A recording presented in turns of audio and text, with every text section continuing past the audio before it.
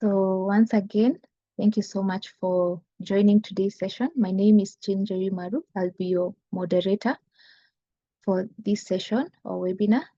I can see quite a number of people from different chapters. I can see Kakamega chapter, Nairobi chapter. We also have Kwale chapter. We have Siaya chapter. Welcome very much. Thank you, Rogers, for joining us. We have John Okemu. We have Rose. We have quite a number of people. Thank you very much for joining our session today. We have Hamisi, we have Fred. You are most welcome. Thank you so much. So for today's session, we are going to be looking at greening the lesson plan. Greening the lesson plan. Our theme is lesson planning, and our green theme is greening, is climate change. Our facilitator today is Emmanuel Kipchichir. Emmanuel can wave at us. Thank you. So let me just introduce Emmanuel. So Emmanuel Kipchichir Ngetich is a dedicated educator of English and literature based in Nairobi. He holds a bachelor's degree in education from Kenyatta University and is an open program alumnus of the University of Eastern Washington, where he studied trauma-sensitive language in English classroom. He's an active member of the English Language Professional Association of Kenya, that is ELPAC, and a strong advocate for integration of AI in education. Emmanuel is also a conference speaker who has undertaken several professional development courses with the British Council and creatively adapted resources from teaching English to enhance learners' engagement and sustainability in the ELT practice. So that is our facilitator for today. And again, the topic for today is greening the lesson plan, using British Council resources for greening learning. You're most welcome, Emmanuel.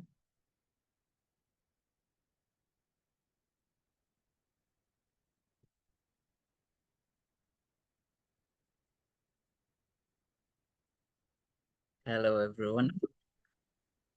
I hope that we are doing well.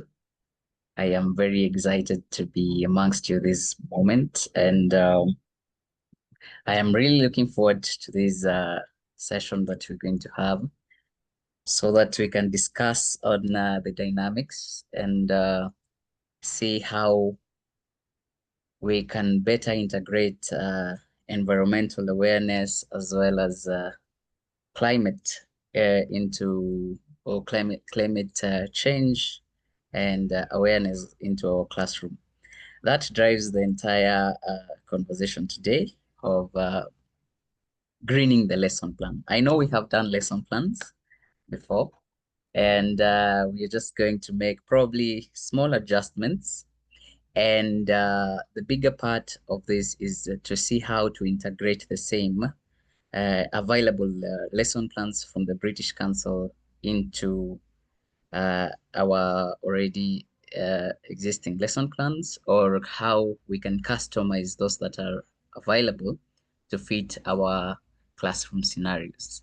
So once again, welcome. And thank you, Jane, for that introduction. So on the objectives of this lesson, or this discussion, today we intend that by the end of the session, we'll be able to understand the principles of green learning and how we can align with language education goals. We also intend to explore the British Council's 5 R's of sustainability. We'll use a sample from the British Council also, and also how to design learner-centered activities that integrate environmental values with language outcomes, reflect on how lesson planning can promote sustainable thinking and action in learners. So before we get there, I want us to ask ourselves, why green learning in English? Why is it important to integrate these aspects of green learning in English? And I would want us to have Brief comments on the chat. You could tell us why you think it is important to have these green learning strategies in our classroom. I think we can do that quickly.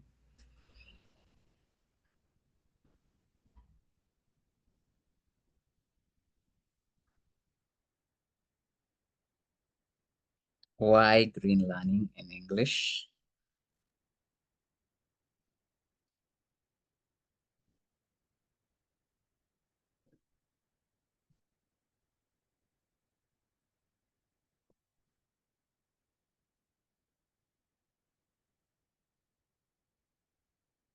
Hi, Davis. I see you in the comments.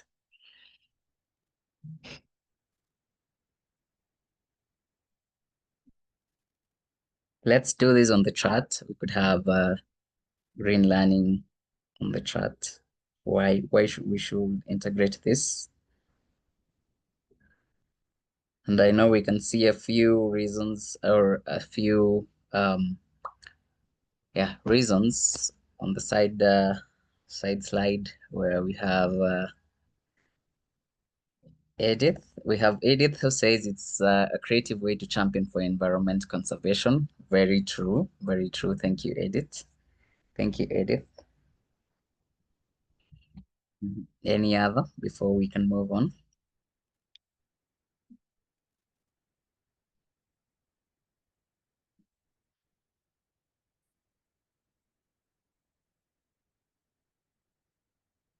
Okay, we'll keep the conversation going as we proceed. So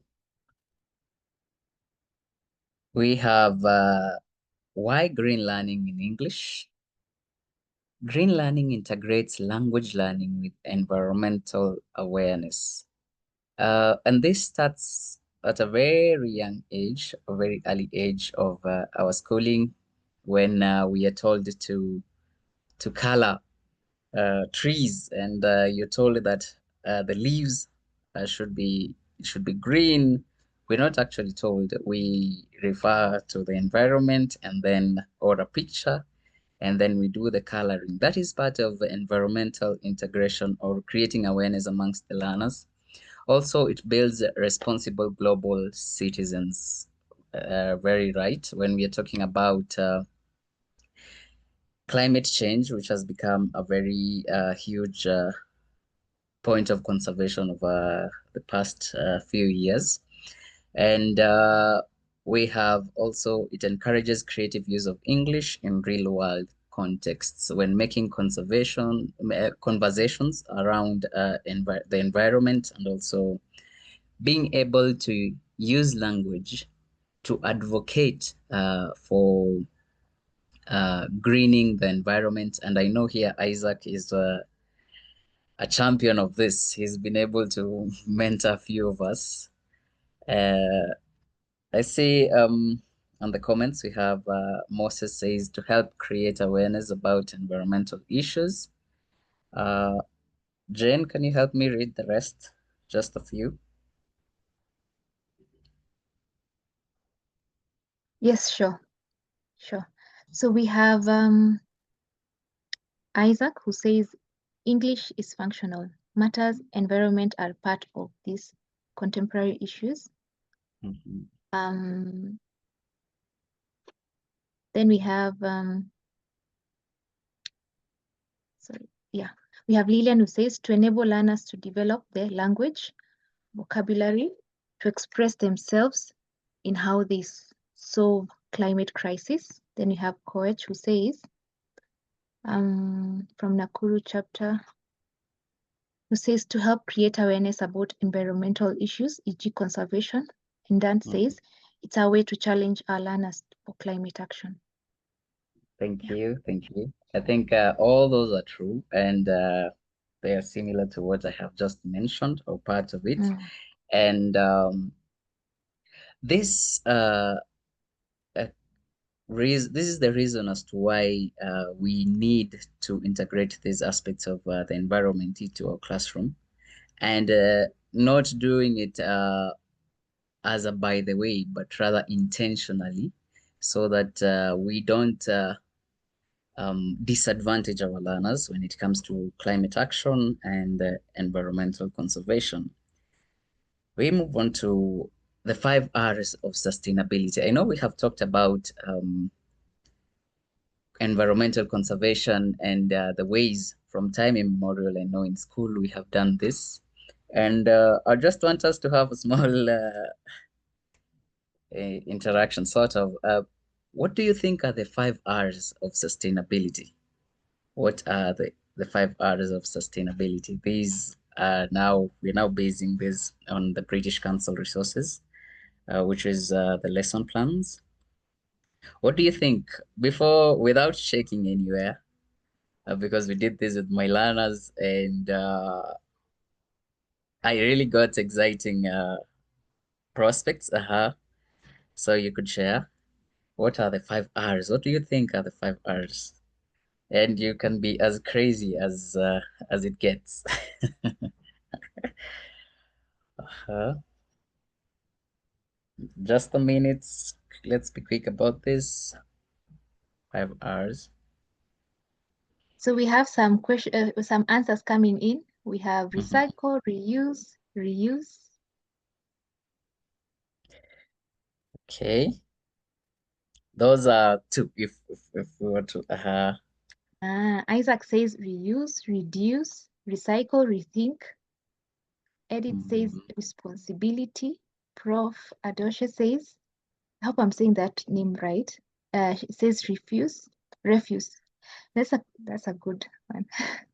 Should I be think refuse. Yeah. that makes more. We have responsibility, reuse, reduce, recycle, rethink. Mhm. Okay. So you're getting almost 6. This is fun. This is okay. So Yeah.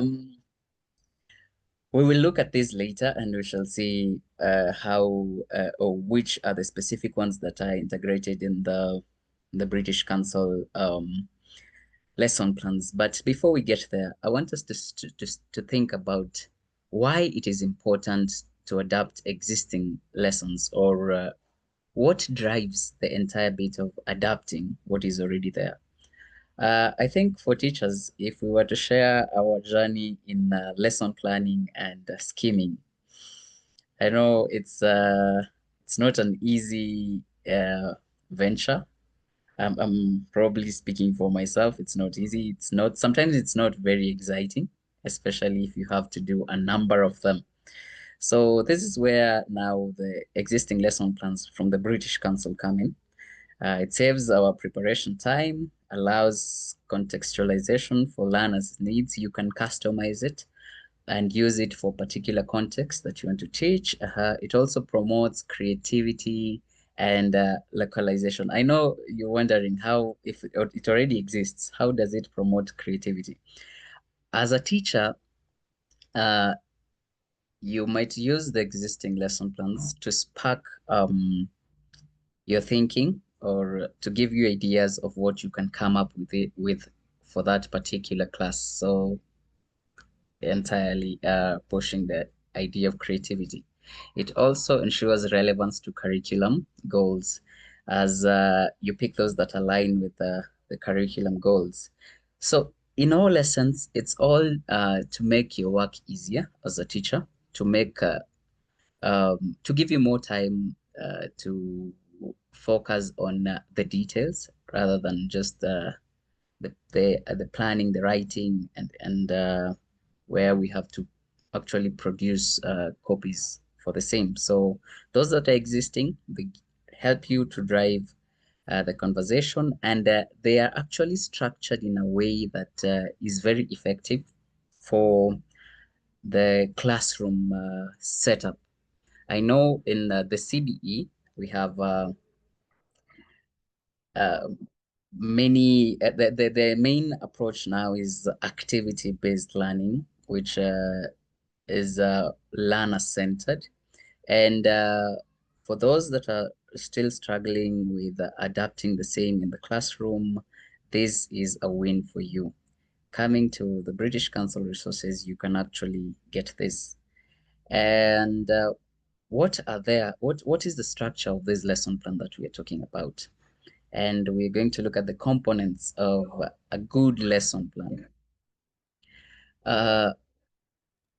Probably, we already know how a lesson plan should look like, and what should be captured in a lesson plan for it to make it effective.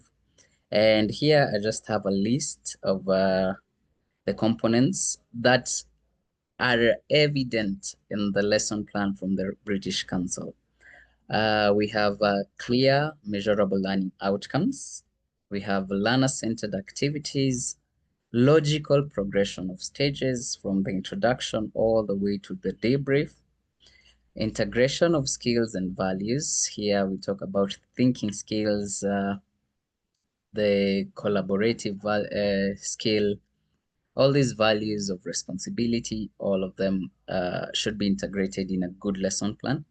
And then at the end of it, you should be able to reflect on the classroom, on the lesson, as well as be able to assess the learning. We had looked at assessment earlier in one of these webinars that we had a while back when we talked about assessment for learning and assessment of learning. And I hope that you can be able to connect the same to what we're going to do today. So to tear this down, we're going to talk about a few of these bits from the skills, the learning outcomes, and the summary or assessments at the end of the lesson. But before that, what is the difference between learning outcomes and learning objectives? We have done lesson planning, and here you could share in the chat, you could unmute and share. What is the main difference between learning outcomes, or is there a difference between learning outcomes and learning objectives? If yes, then please share. If no, also please share. You're free to unmute and give us your view.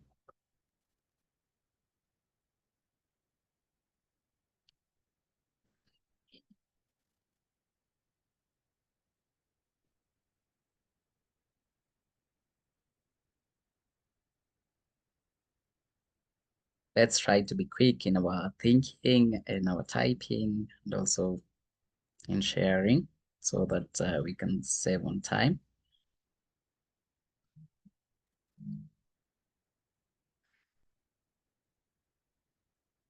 We have one. Nancy says, objective is structured as outcome isn't. Objective is structured as the outcome. Okay, that is one. Thank you, Nancy. Probably one more, and then we can proceed.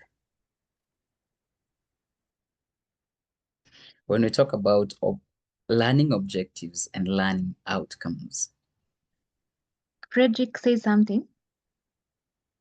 He says, learning outcomes are results where learning objectives are the expectations.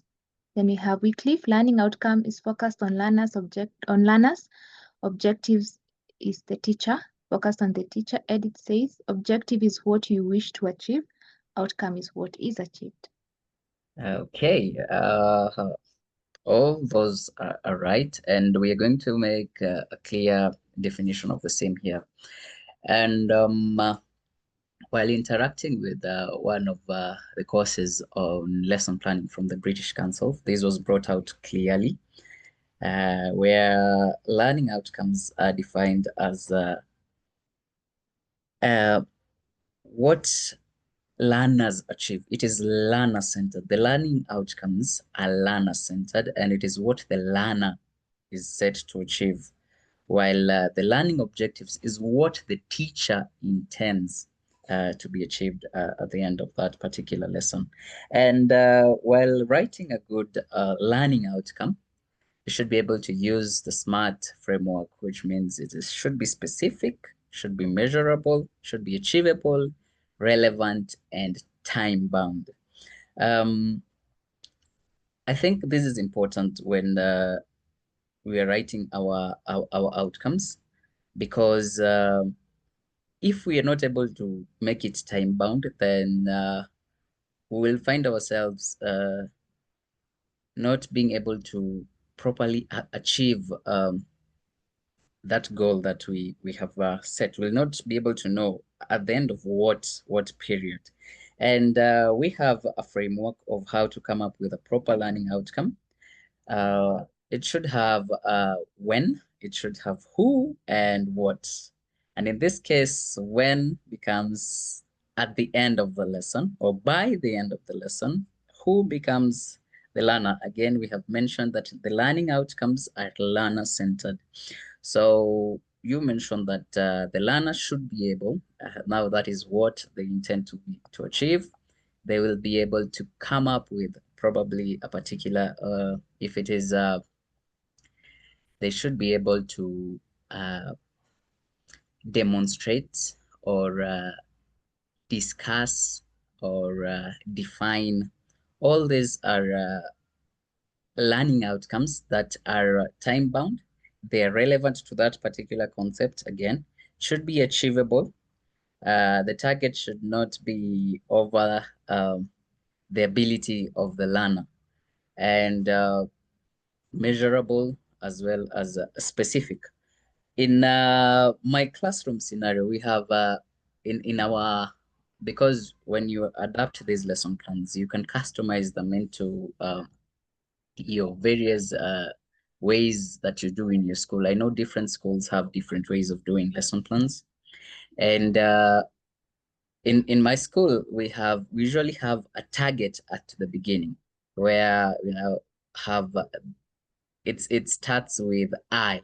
It goes like I can explore, I can review, I can analyze, and this is the learner now.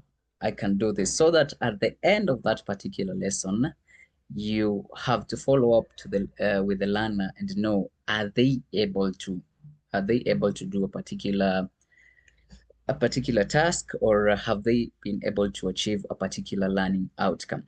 And this is where we now have to integrate other skills, especially with the structure that I have used of I can. And this directs us to the Bloom's revised taxonomy of the activities, the thinking skills in the class. We have what you call the high order thinking skills and the low order thinking skills. The high order thinking skills, these are the ones that engage the learner, and they come out clearly, as opposed to those that cannot be really measured. We have a pyramid, as you can see on. We have before I see Agustin Rono says something on the chat. As teachers of English, could we kindly avoid this erroneous expression "can be able" that has been normalized by everyone else? It's either can read. Very good. And we're going to see that coming up in this webinar. We have the low order thinking skills, which are remembering, understanding, and applying, which don't really come up as they're not very, you cannot really measure them within that particular classroom effectively, as opposed to those that engage the learner fully, like creating, analyzing, evaluating. All of them are acceptable as thinking skills, but in your class, can you be able to adapt, or can you adapt those that are high order, those that involve various abilities of the learner, or various, more than one, what do we call, more than one sense? If we can have where you have to think, and then you analyze, and then you create. That is forming the high order thinking skills. And for more of this, I can be able to, or I can share a link for the same, where you can be able to, you can look at the difference between high order thinking skills and the low order thinking skills. Now that we have looked at the lesson objectives and the thinking skills, as well as what is expected in a proper lesson plan, I saw it wise to talk about the different models or frameworks in lesson planning, and we're going to look at the different ways of presenting your class, because there is more than one way of presenting your class. We can have the PPP, which is presentation, practice, and production. These here, we'll talk about them in detail when we talk about each one of them. We also have the test, teach, and test. Task-based learning, which is common now with the CBC, and then the input-output framework. Probably you could mention a few that you have used in your class as we progress to see what they actually mean. What does presentation, and which one best suits your class? Because when you're teaching different aspects, there are... Joy, do you want to say something? Joy Barasa.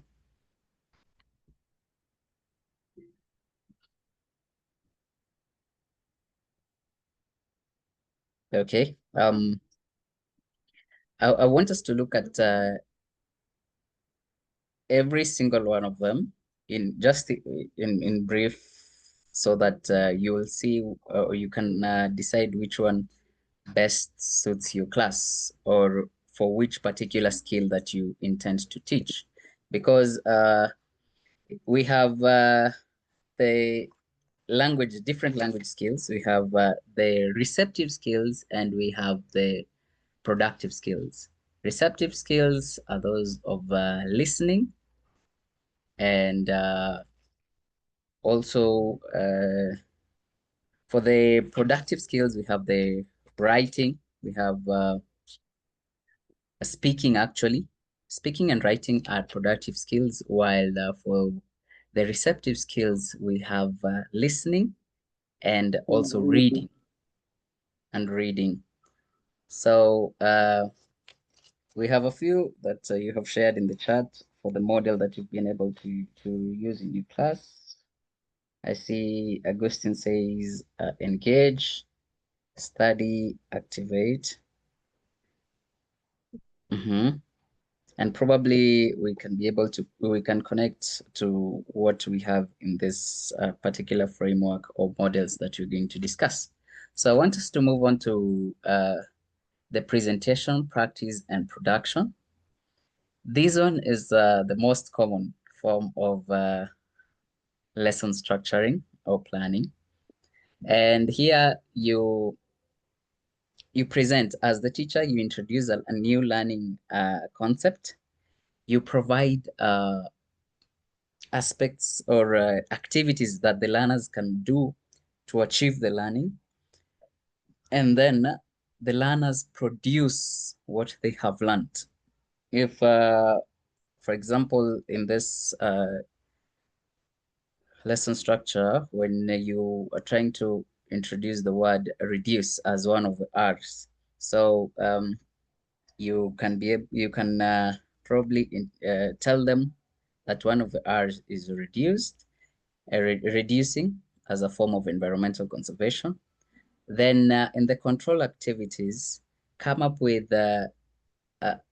activities that will enable them realize, again, on their own. It's not you telling them what it is, enabling them, because we're trying to achieve learner-centered approaches.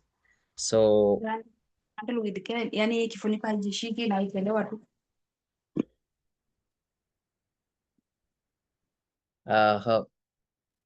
we have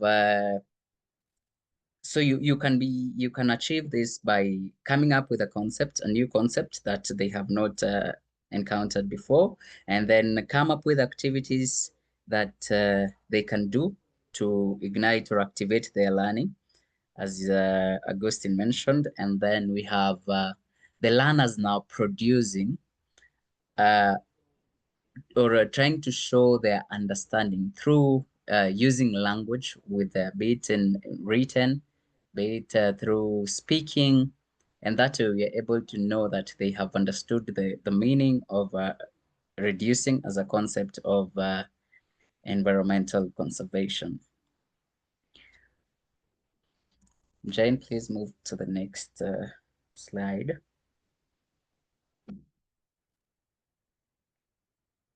We have the test, teach, and then test format or model. Here you first gauge the learner's ability or what they know, the prior knowledge as is there.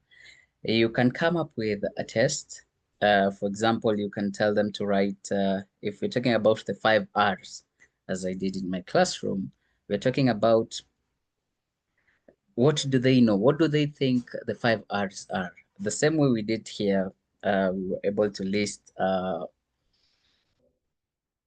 5 R's, and then afterwards, you come and look at the misconceptions that are there, or the misinformations that are there.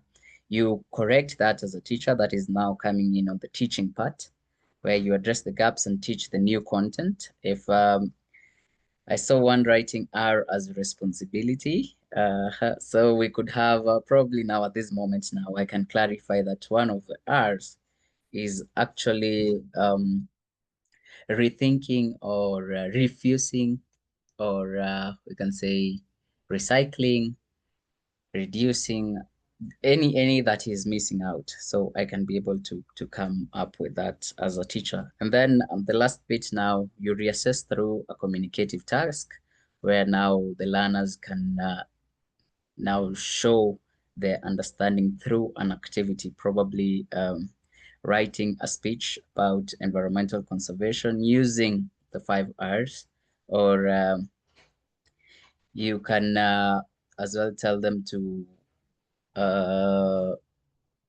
write a letter to their friend indicating all what they have learned in terms of environmental conservation, with the 5 R's. So these are useful. It is useful for revising topics or checking comprehension. What did they know at the beginning? And it is also very good for teachers when you're trying to, you have limited time and you don't intend to teach the entire concept. So you can go specifically to exactly what is missing and be able to teach that. Jen, please move.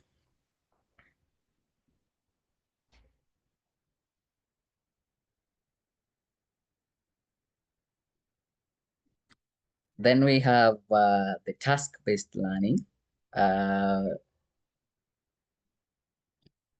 Task-based learning, here you come up with the concept that you intend to teach. In our case here, it's climate action or environmental conservation. Then the learners complete tasks.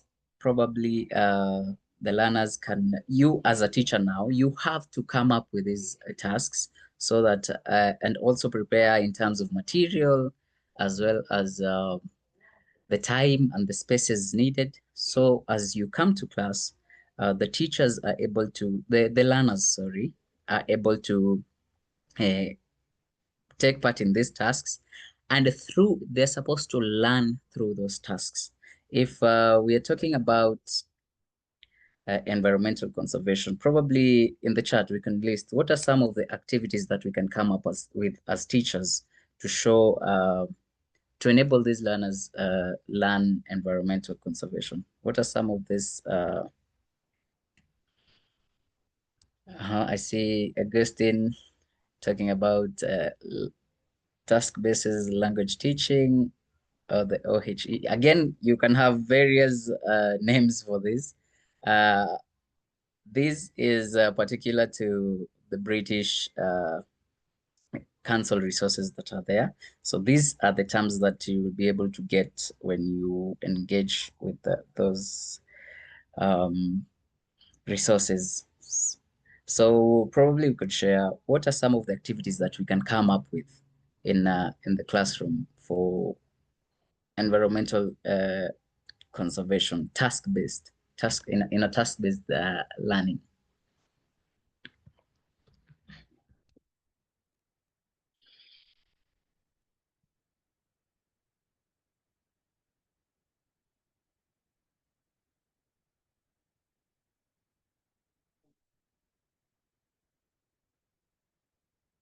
I think we We can have have about Isaac. Yeah. Isaac says preparing a poster on environmental cleanup exercise. very good. Thank you, Isaac. That's one way to look at it. Any other? Coming up with a poster is a very engaging activity, and these learners get to do that on their own without the intervention of the teacher.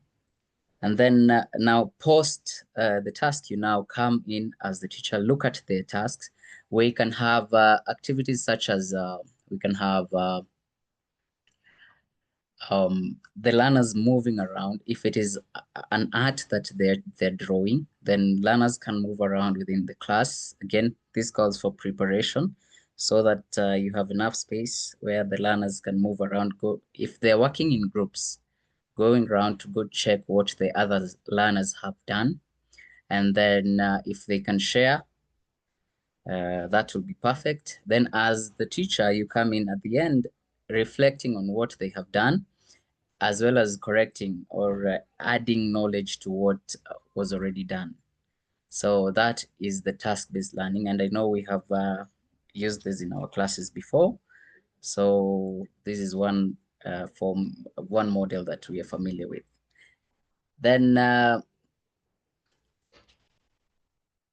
There was an activity by Nancy and also Augustine that says, Nancy says, show how and where to dispose different types of waste. As one activity. I'm still waiting for Nurus to load. Then we have Rona who says, task, create a simple social media message like a tweet or a post, encouraging community recycling. Learners use English for genuine communication and collaboration. Focus on fluency, not perfect accuracy. Very true. Yes. As the Sorry, there's a picture here by Nuru. Okay. That she has like a poster she has done. It's on the chat that says save the earth, avoid polythene bag instead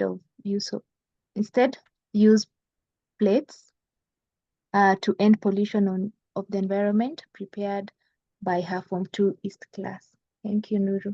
Oh, it's in the chat. Thank you. So there are a number of activities that you can come up with within that within the time frame of your lesson. And the good thing with these activities is that the learners get to use more than one of their senses when they communicate with their learners. They can listen. There is the values that they are able to learn, such as collaboration, teamwork.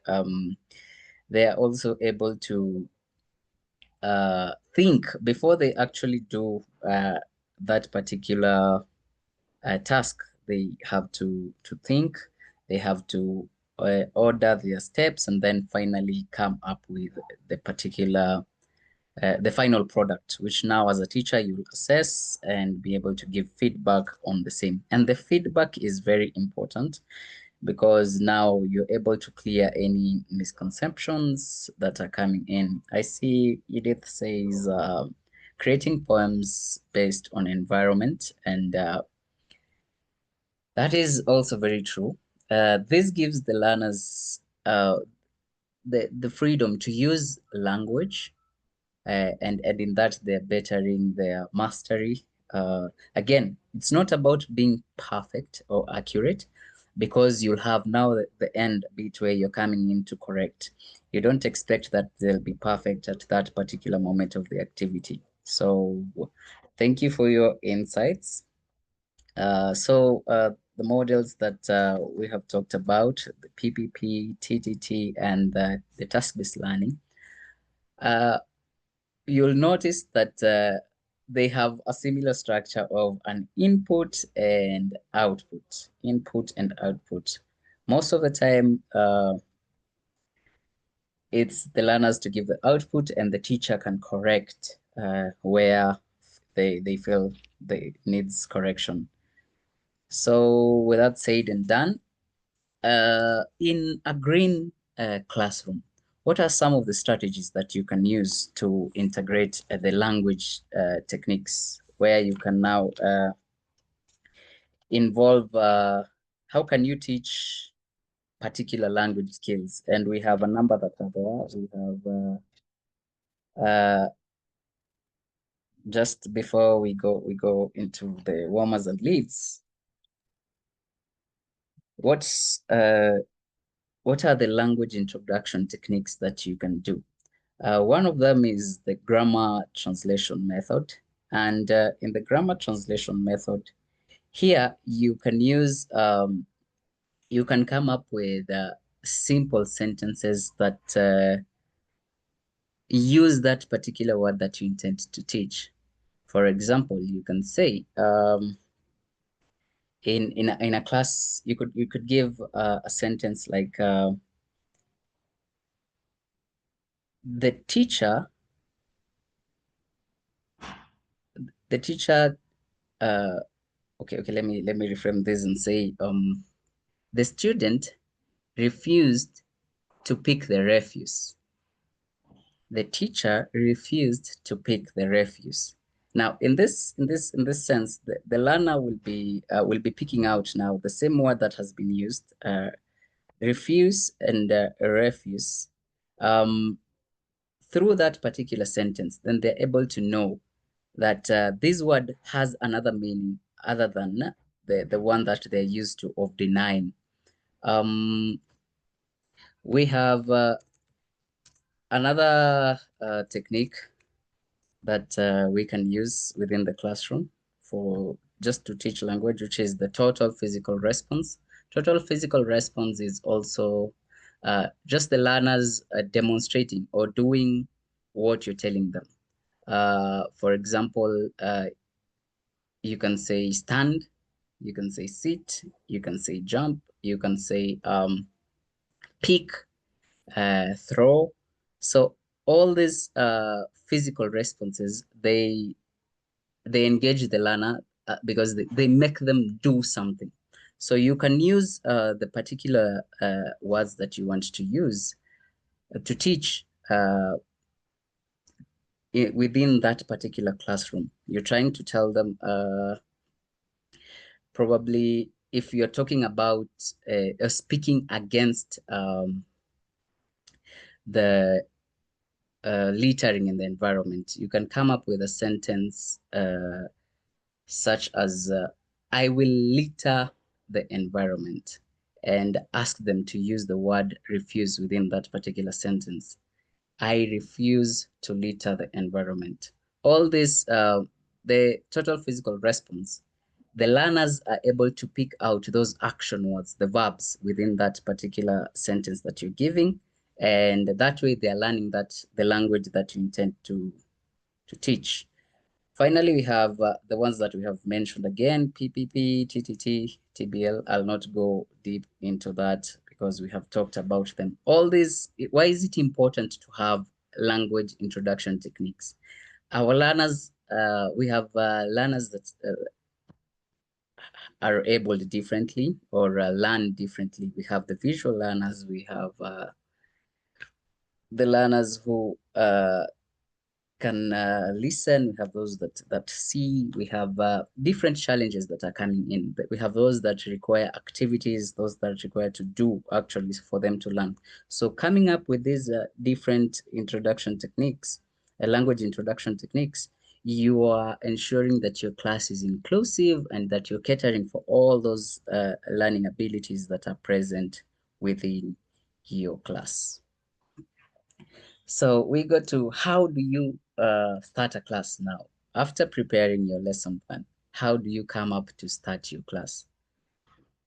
Now here we're going to talk about the warmers, the lead-ins, and the fillers. Uh, they are almost similar, the three of them, but you'll notice as we go on, they happen at different intervals of that particular lesson. You have a 40-minute lesson, and you need to integrate this to make your learning or your lesson very engaging. You don't want to have learners that are not focused, that are losing some sense of direction within the class. So for the warmers, the warmers, these are activities that set the mood, that they engage the students, such as games, for those that have integrated Kahoot within their classroom. And you can use quizzes as well as you can just use a song. A song is okay. You can come up with a song.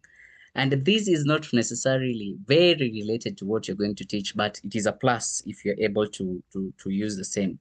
If you're talking about the environment, and then you can have them sing the song, Rain, Rain, Go Away, Little Children Want to Play.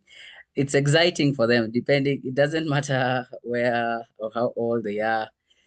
If you're able to come up with one very exciting song like that, then that's a plus for you. If you can set a quizzes, or you can have a game of Kahoot that is related to the environment, then again, that's a plus. Now that will depend on the kind of resources that you have within your school.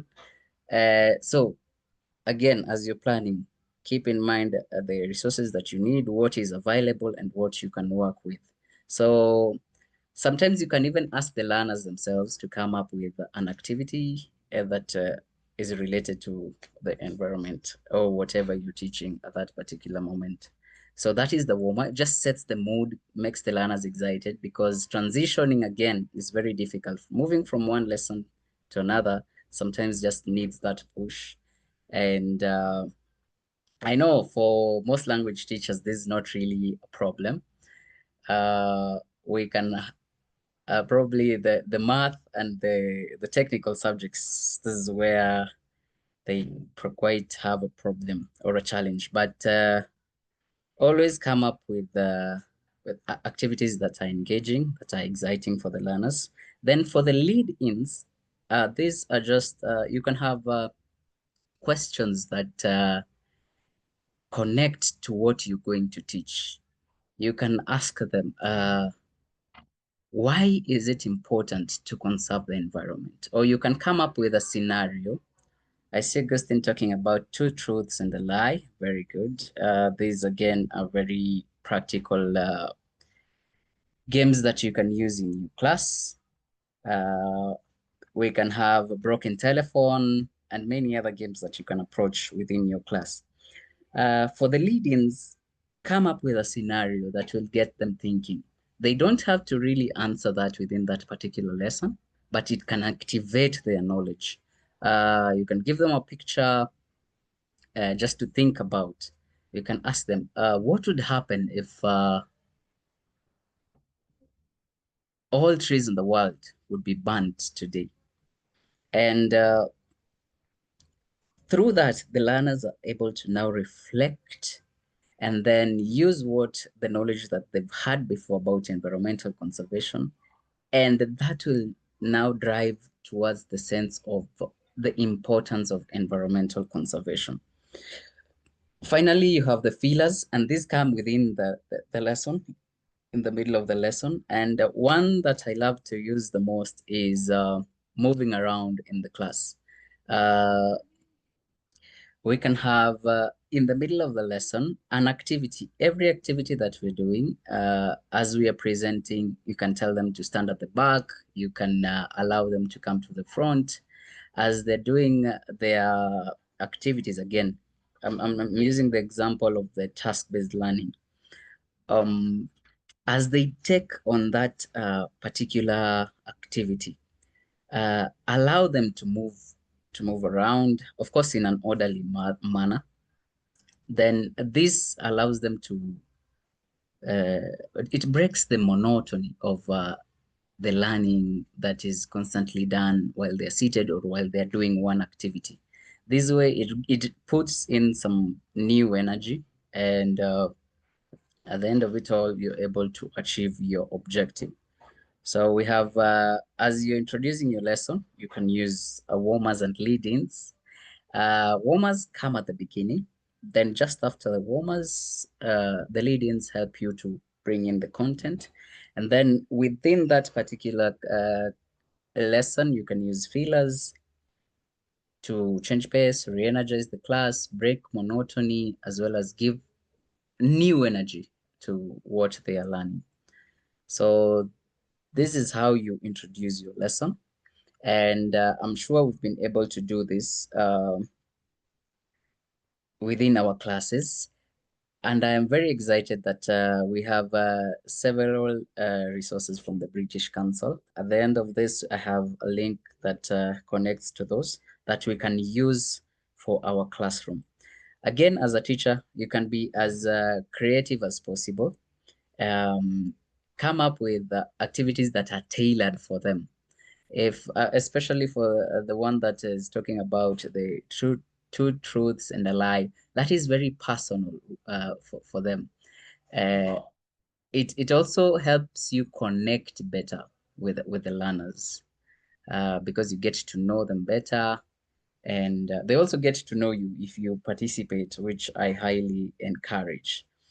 We could also talk about highlight exciting topics such as I know for boys you could talk about football.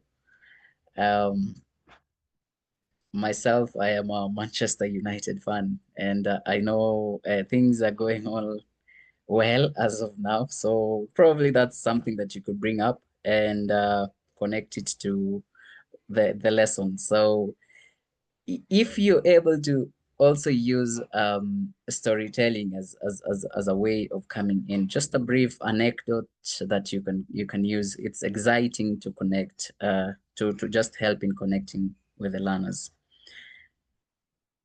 All right, we now go to plan and practice, where we now connect what we had, the lesson plan that I got from the British Council.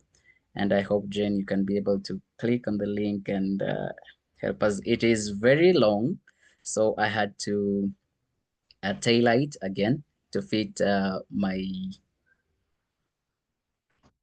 setup. It's not. It's not.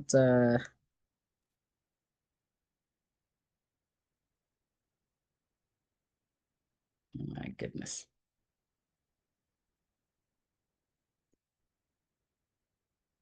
Okay.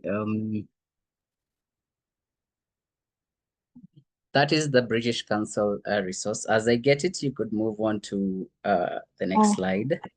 is it possible? I've opened the link. Is it possible to see? Or should I?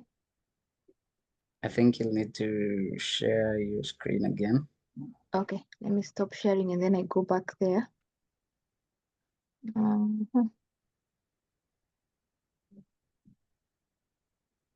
Okay. Um,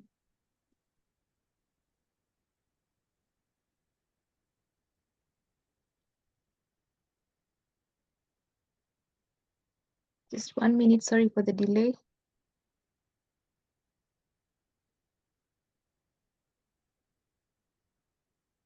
As she gets that, this is one of the lesson plans that I used, and I was able to customize it into to fit in my grade 7 learners in the junior school. And it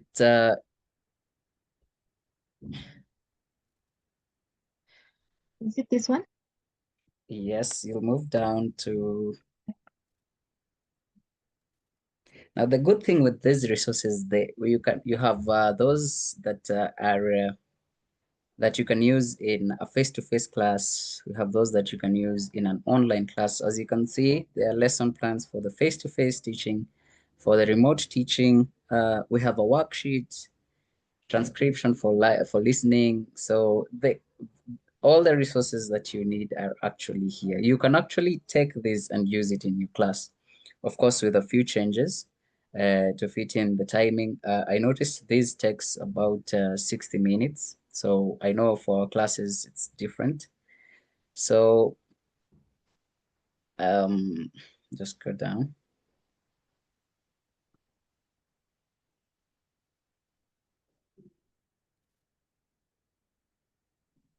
Yes, so as you can notice, it's the 5 R's of responsibility of sustainability, the materials that are needed that are there, and then you even have an introduction bit that you can use for your class.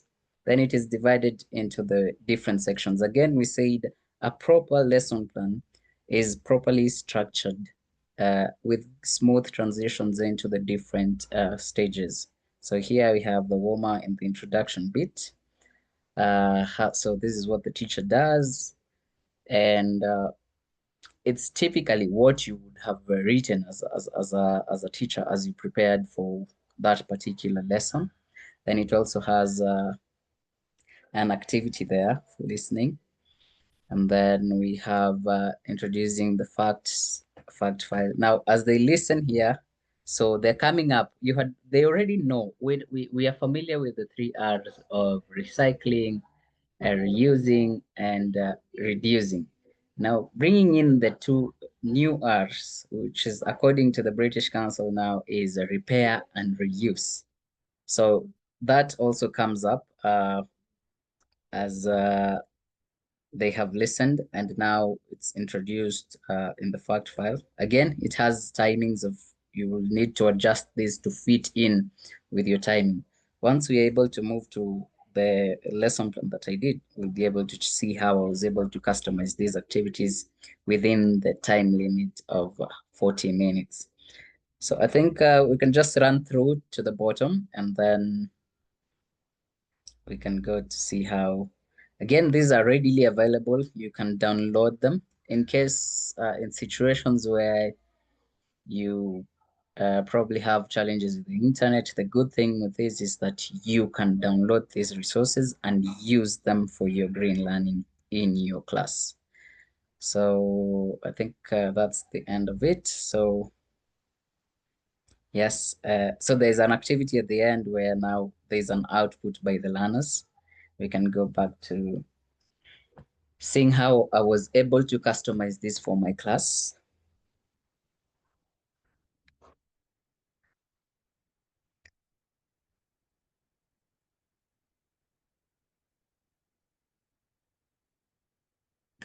Okay, so how I localized the lesson for Kenyan grade 7 learners. So I adapted examples to reflect local waste management issues within our environment, within our setup, within the school, giving examples of how we can make our neighborhood clean, and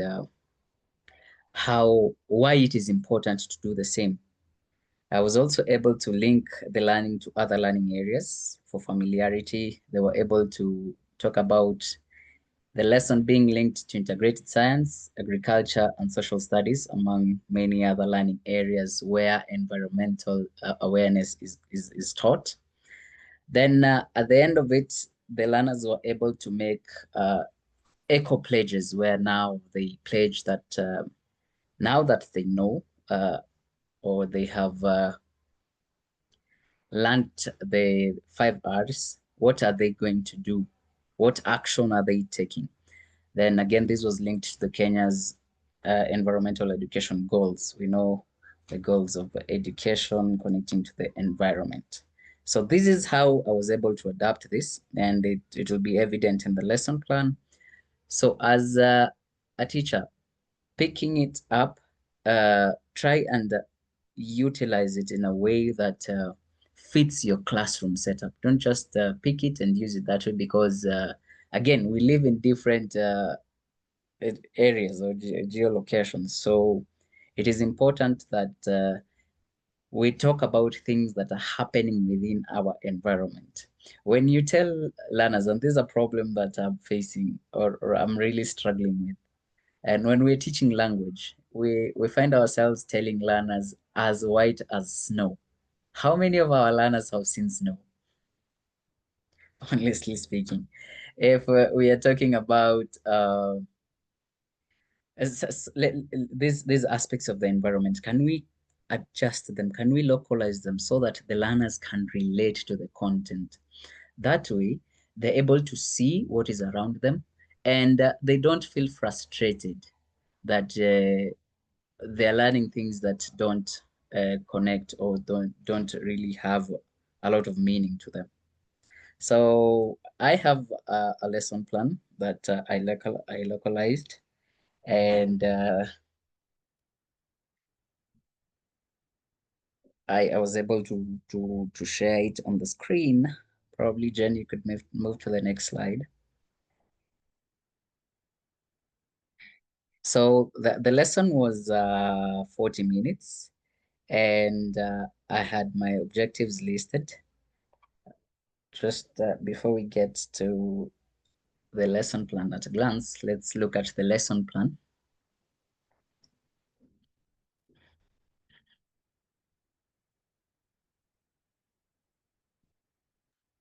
Is it showing? So yeah, it's there. Okay. So for the warmer, the hook, I was able to uh, or the leading, I used the question where I asked them how many of them had carried water bottles that day, and that way I was able to drive uh, to bring in an idea of the environment, that water aspect. Now, it also creates to bring in that curiosity. Okay, why do we need water bottles today? Why is it important that we have mentioned this today? Then a number of them, of course, had them, others didn't, and we talked about why it is important to conserve the environment. Again, here we use the total participation techniques where the learners uh, put their thumbs up, others did a quick pop to share what they had. On the discovery, now they had written, I had structured that they write the 3 R's, and then I asked them to think. And now here, after writing the 3 R's, I asked them to think in pairs and come up with any other two to fill in the 5 R's. The resources that I used, I had, of course, I had sticky notes, I had plain papers as well as their exercise books, the pens that they used, and I used a smart board as well. So through working together again, I am trying to foster the uh, bit of a collaboration. They're able to think together. They're able to already use concepts that they had learned before, probably in English, as well as in other learning areas that are connected to uh, the environmental awareness or learning. So there was a question that came up. Why is it important that we learn environmental conservation in English? I mean, we are doing it in the other learning areas. Why is it important that we integrate the same in language? And through the discussions that they had, they were able to come up with very convincing reasons. And one of those was that so that they can use language to actually advocate for all this, to create awareness and be able to make change in the environment, as well as educate others on the importance of it. So on the learner engagement on the side, my lesson plan has the phase, time, teacher action, and the learner engagement. So they use they could guess, they could shout out answers. Now, this shouting out is not just we do it in a structured way where the learners pop. So they have quick pops, pop, and then they share. So it's pop and share. And we were able to achieve that. Then the R challenge, these are the two R's now that were coming in. I was able to get answers from them where they mentioned several R's. Later on, I came in to correct or give the exact ones that we were looking for, which were refuse, not refuse, but refuse, which is to say no to damage to the environment, as well as to we have refuse, we have reduce, rethink. Someone had mentioned rethink before, and I was able to come up with clear answers or clear uh, definitions of the ones that we were expecting to learn on that particular or in that particular lesson. Eventually, learners wrote. Now, this was an individual basis. The learners made their own pages. They were able now to produce using language now. So I will recycle plastic. Now, they're using language to actually show that they have understood the concepts. And also it gave me a chance as a teacher to gauge their level of understanding, as well as add to the knowledge that they had. So that is the structure of my lesson plan. On the next slide, this was just, I've actually talked about it extensively on that particular lesson. All this I was able to pick from that main lesson plan from the British Council. So we had a warmer discussion on the importance of conserving, the lead-in, how many R's are you familiar with, all those. And then the presentation. This structure is the PPP, where there's presentation, practice, and then the production, which is coming at the end where the learners do the project. Now, you could adopt this into a project-based learning. A while back, Khadija had given a webinar on green, the green project within her school, and she had talked about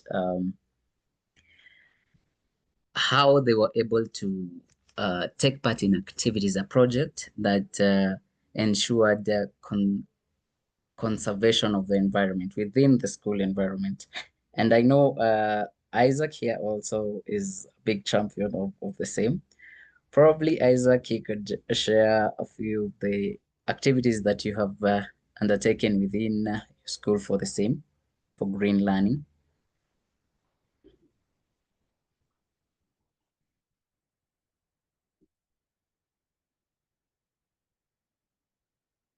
Is Isaac here?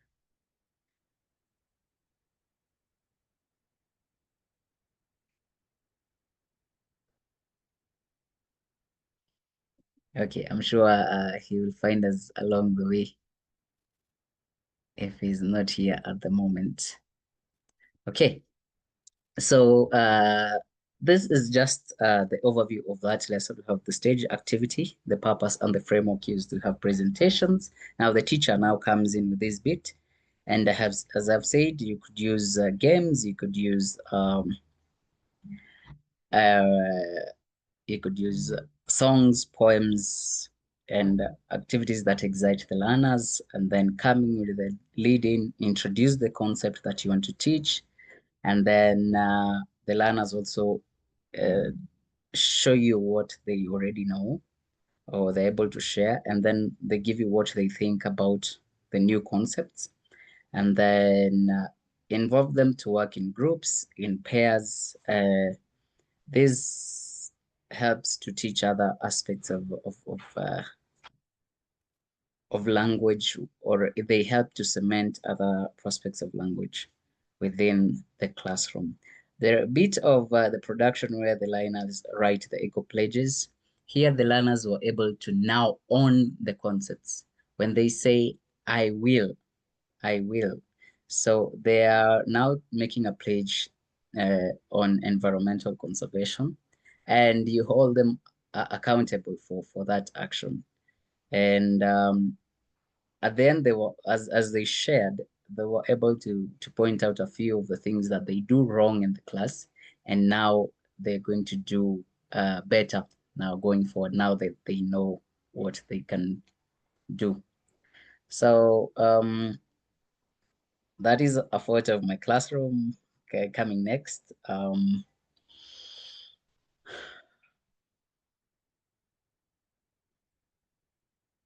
These we'll be able to share a bit later, but this was the classroom setup that we had. And these are grade 7 learners. They were very active, and the learners were able to, in this part, they were connecting the concepts of learning now to find out if now I was trying to find out what they know about the two R's. All those sticky notes on the board or options of the R's. Again, when they write a sticky note, allow them to come forward to come and pin it themselves. That way, again, you're using the concept of breaking the monotony within that class. When they come there, now they have moved from the chair. Movement is good for them. Now, when they get back to sit, you can now it's like now you're starting again, which is good to keep the class active. So I am not able to play the videos that are here because of a few issues that we encountered in terms of the data protection, but soon as we have them cleared, we're going to share them within the group so that we can have an overview of the same. So we could move to the next slide.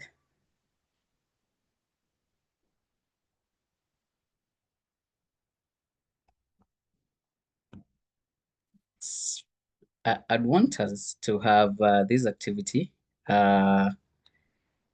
pick one adaptation, either a warmer, come up with one of these, a warmer, a lead-in, a mini lesson task, a reflection or a sharing using any of the 5 R's that we have looked at today. Isaac mentions boosting their confidence as well. Thank you for coming back.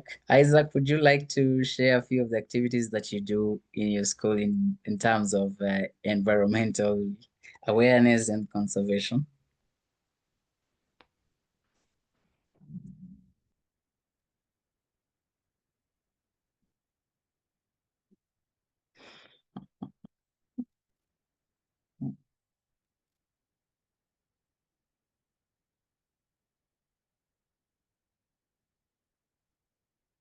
Okay.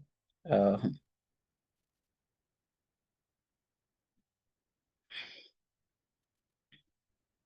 so in the meantime, in the chat, I'd want us to pick one activity, probably a warmer, come up with a warmer for the 5 R's, or using one of the 5 R's, or for this particular lesson. Let's come up with a warmer, come up with a lead in, and then mini lesson. You could have, for a warmer, students discussing what they throw away daily or what happens in the environment. Then a lead-in could be a short video of environmental conservation as well. I want us to come up with this within the chat, and then we'll be able to move on. Let's be quick about this, kindly.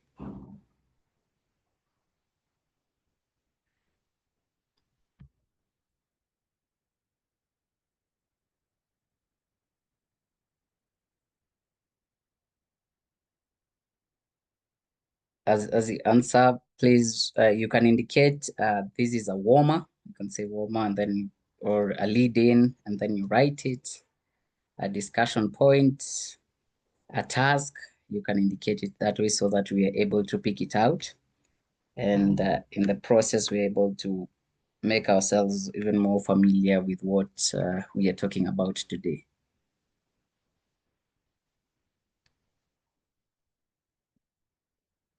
I see Davis says, how do you dispose of plastic litter?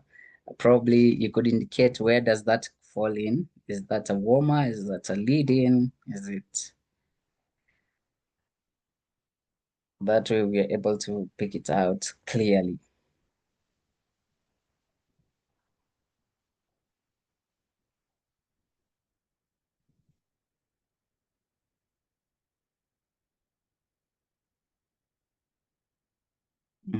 You say that's a warmer, okay.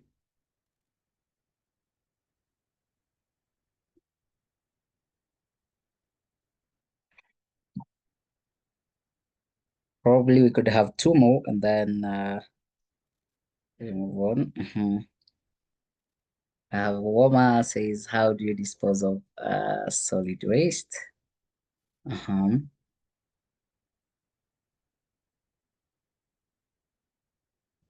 Again, remember this is just to bring the learners into the classroom setup to make them aware. Nawate Akoyo says popsicle sticks, most thrown litter.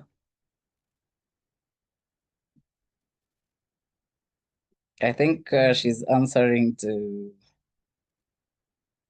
no. That's probably indicate Samuel says a warmer says what comes to you to your should be we think you meant to your mind when you see rubbish or trash or litter. Okay. Uh warmer, this is Francisca says, what things do you dispose back at home? Okay. We could also share activities, tasks that they could do within the class. We had been told about a while back we talked about posters and all. We could mention a few of those tasks within the class. Emmanuel, Yes. I have a suggestion maybe for a warmer. In my Mm-hmm. class, we can have the learners just go to the dustbin and look at what is in the dustbin and share some of the dirt or the litter that they have in their classroom. Yeah, or maybe Very just true. go around the school and see some of the litter. Yeah, thank you. Uh-huh. Very true. Thank you. So these activities that we adapt in our classroom, before we even teach the concepts, they are already making the learner aware or yes, aware of what is to come. They're giving them clues of what is to come. And through practice, actually, when they do something, it sticks with them better because now they are relating to their immediate environment. So we have, I think, one more. We can read one more. This is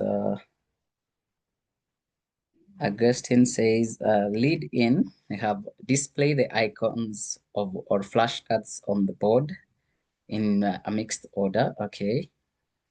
Ask the learners to match each icon with the correct R.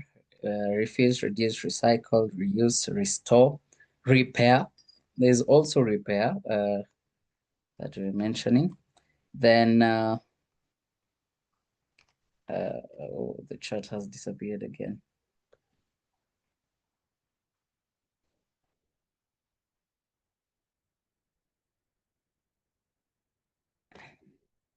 I don't know. Jen, can you?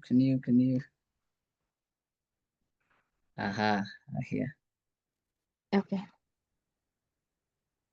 So once matched elicit meaning. There is once you've matched, once the learners have matched, can elicit meaning. Then refuse, say no to unnecessary plastic. In that, this is now the activities. Okay, that's okay. Then Antonin says, task, create a poem with the three R's and a rap. Oh, okay. And as they do that, you can also give them a chance to actually do a presentation. It works a lot with to break that monotony of always sitting down to write.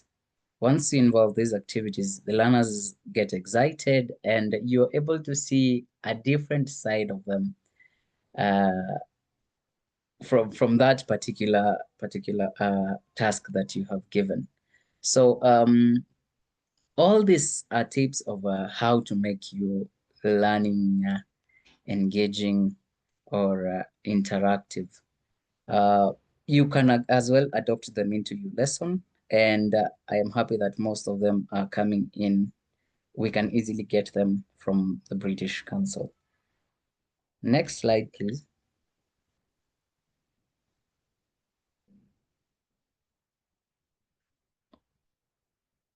We have, again, you'll notice that we have mentioned most of this on the tips of engaging the lesson.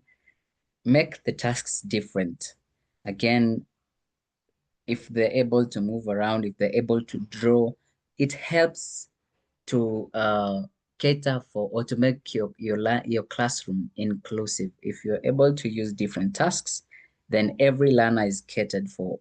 Learners who cannot who are not so confident in speaking can do actually writing, or they can make art, they can make posters, and from time to time, when you now intend to make them confident enough, from that you're able to now tell them if to once they have a particular poster that they've made, you can ask them to probably describe it. That way, again, you're helping to make them better speakers or build their confidence. Use fillers to break monotony. You've mentioned that. Integrate digital tools, Kahoot, Mentimeter, Canva.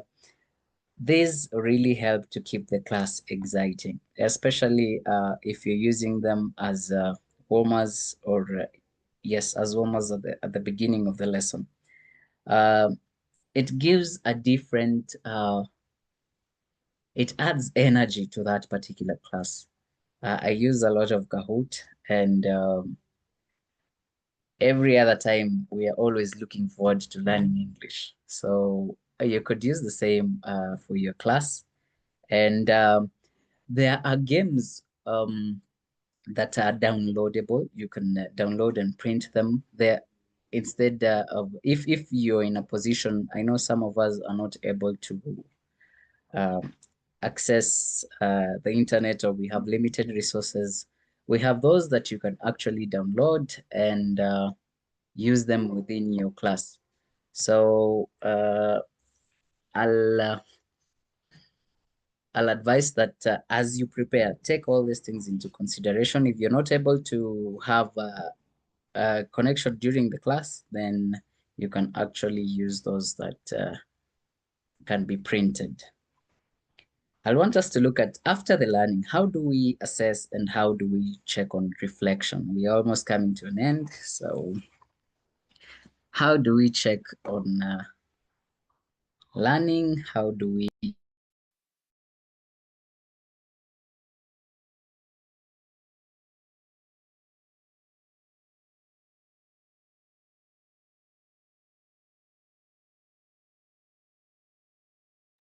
Jen, you can help me read through that if you don't mind.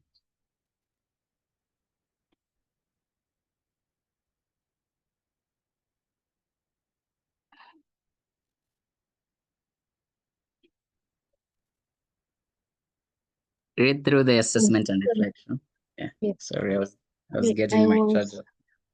Oh, sorry for that. So assessment and reflection include formative assessment during and after the lesson. Use reflective questions like, what did we learn about the environment today?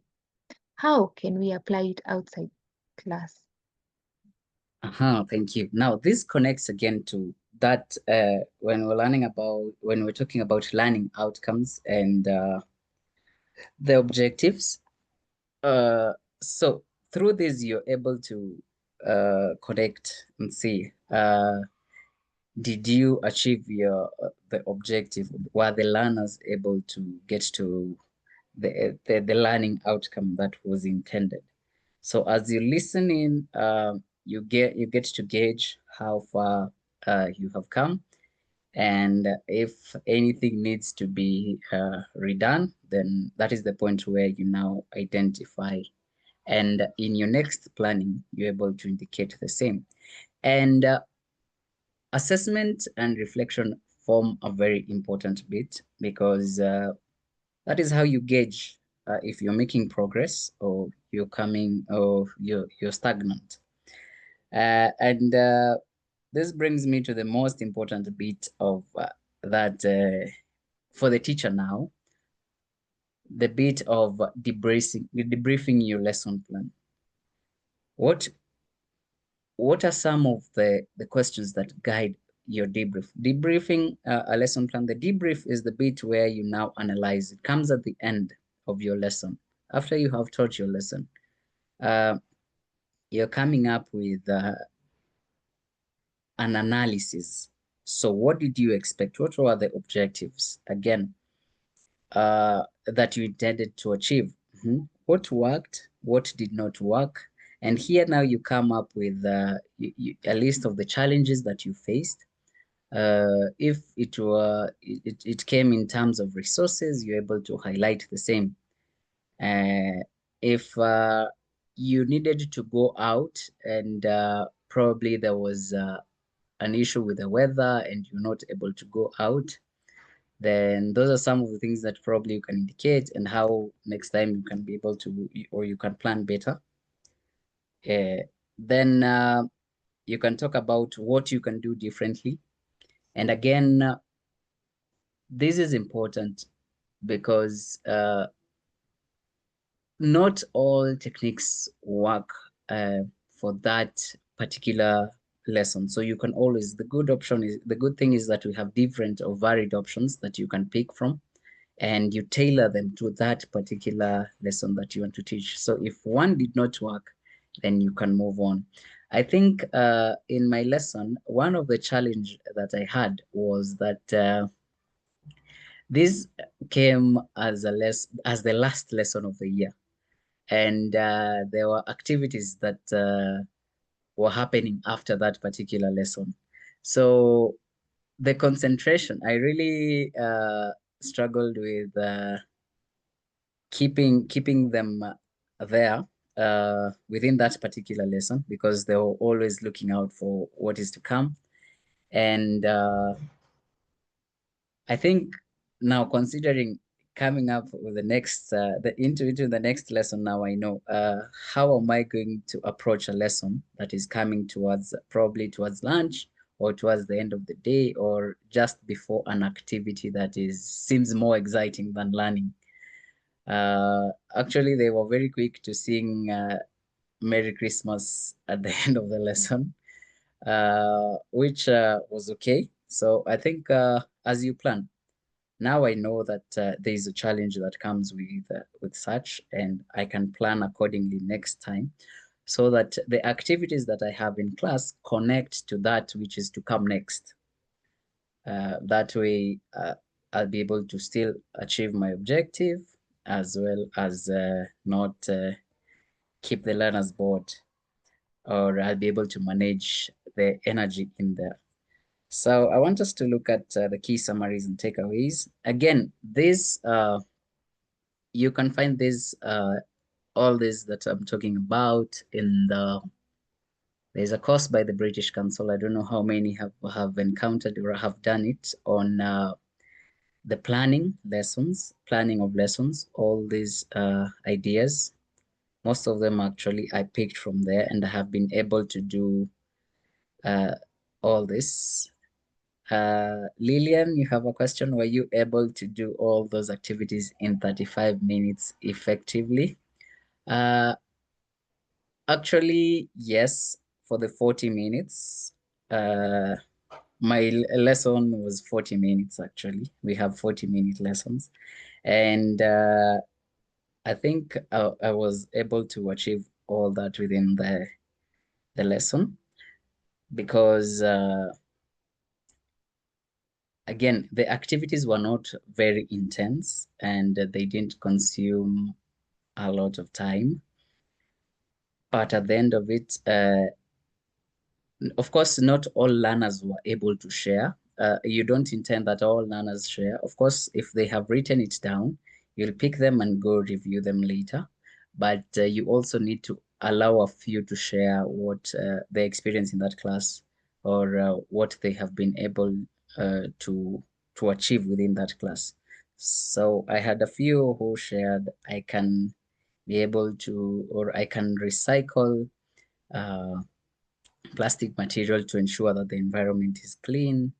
I can pick litter to ensure my classroom stays neat all the time.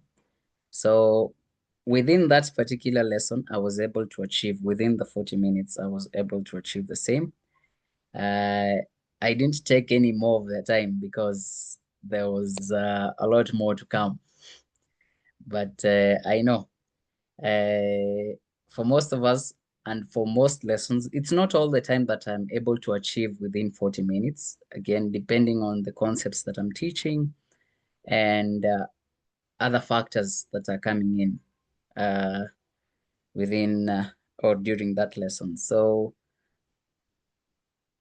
I have a class of about 20 students.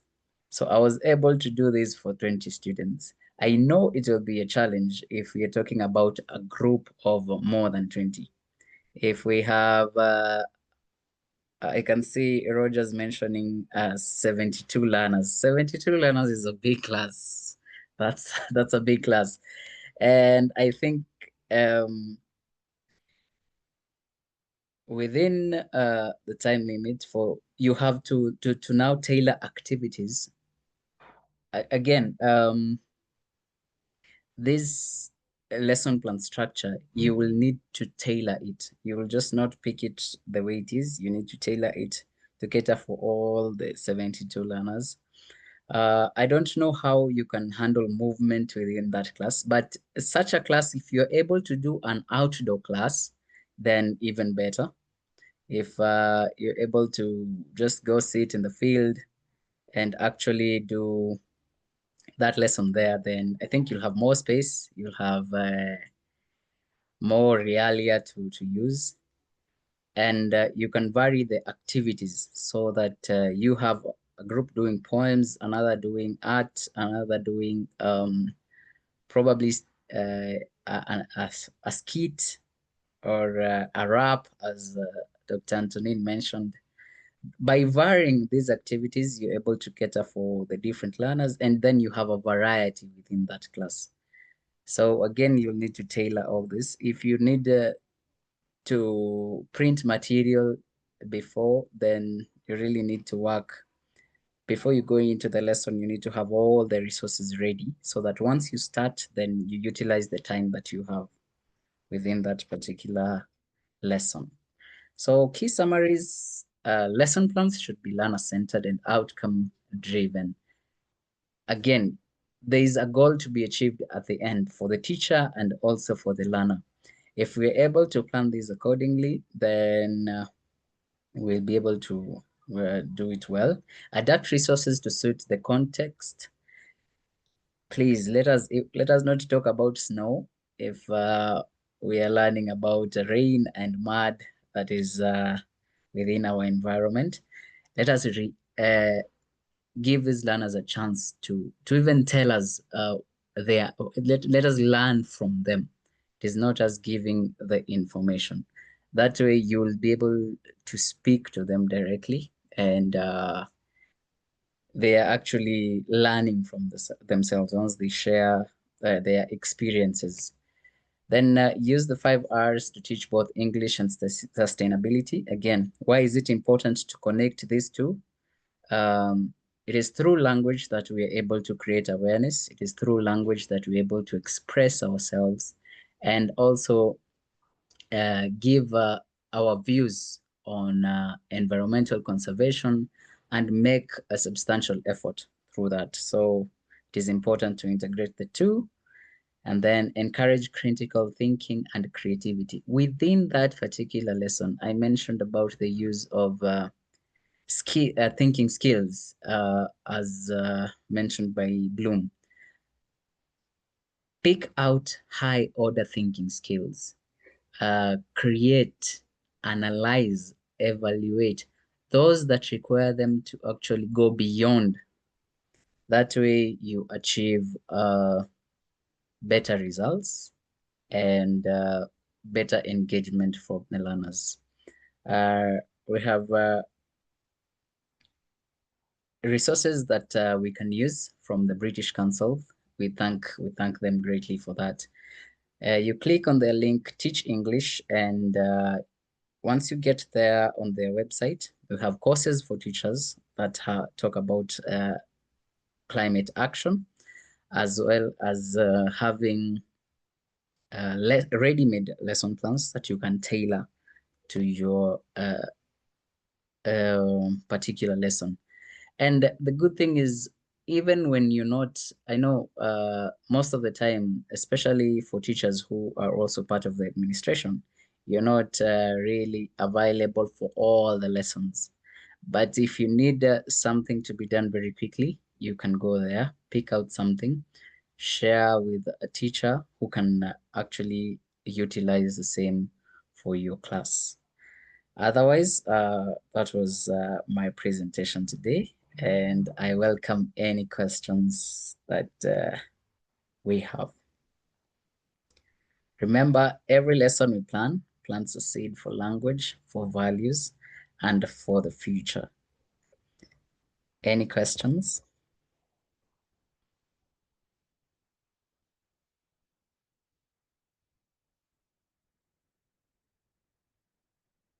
Any questions, any comments, any ideas?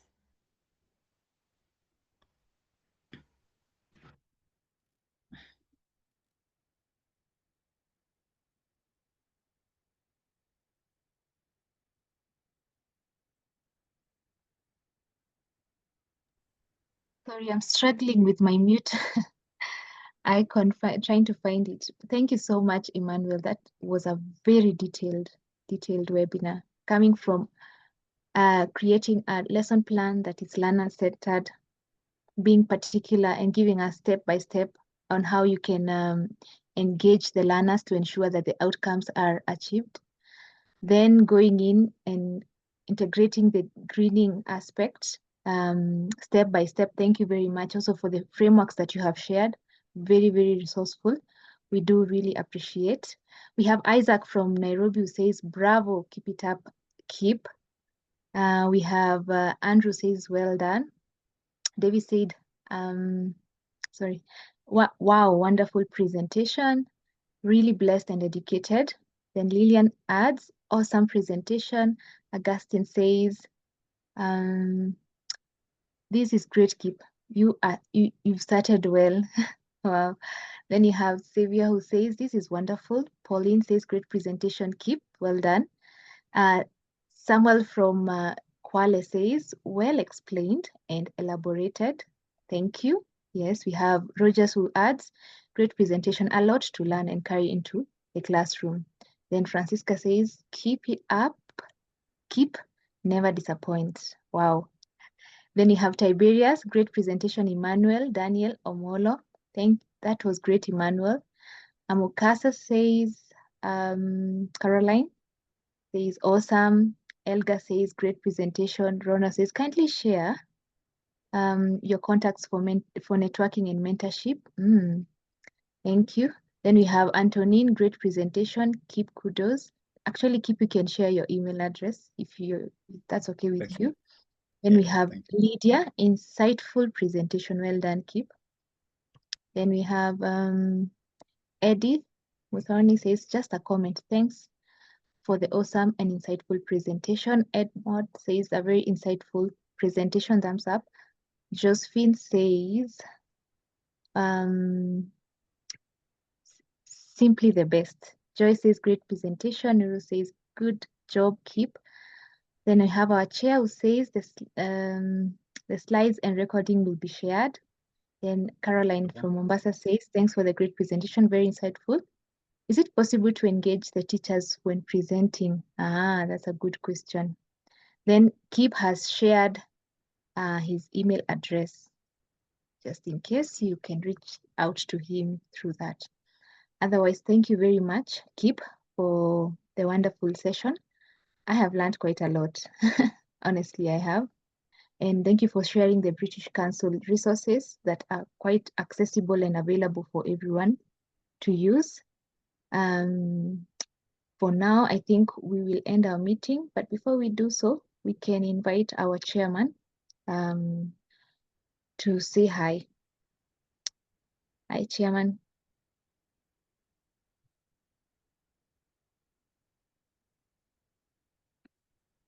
The chair of LPAC, that is Mr. Frederick.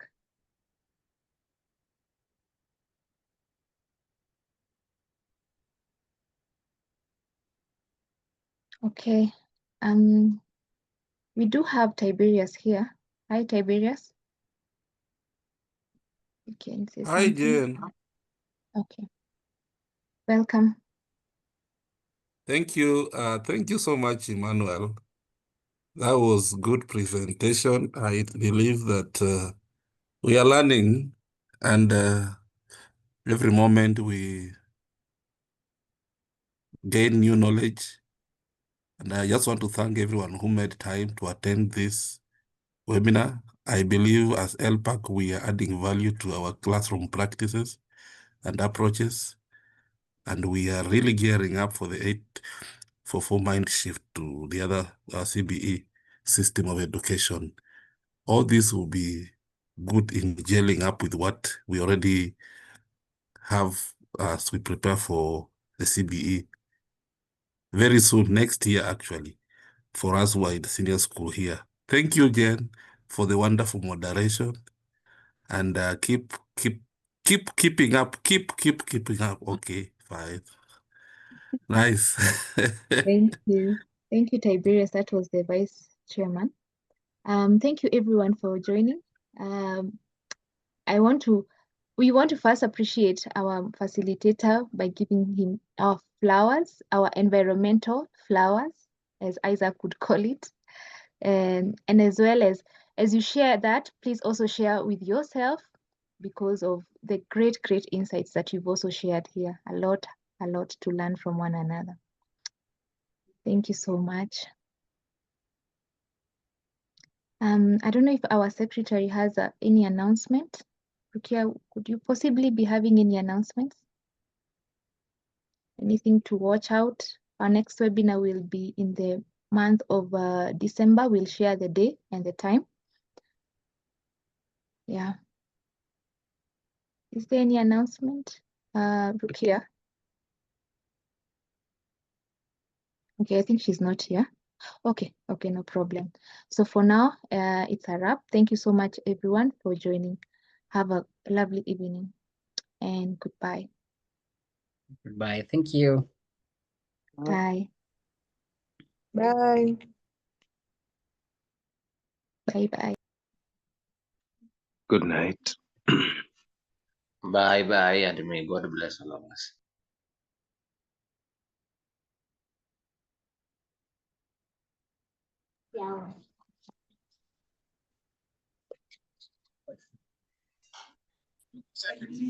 Bye.